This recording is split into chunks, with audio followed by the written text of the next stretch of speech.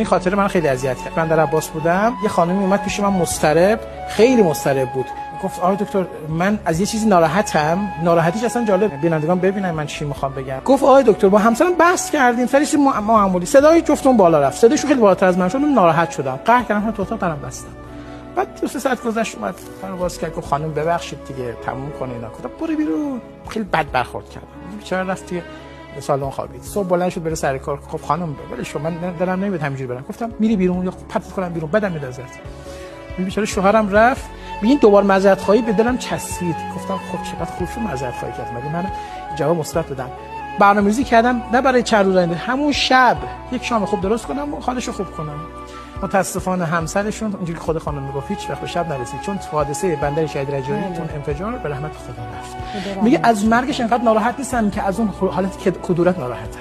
این حرف خیلی جالبه ها.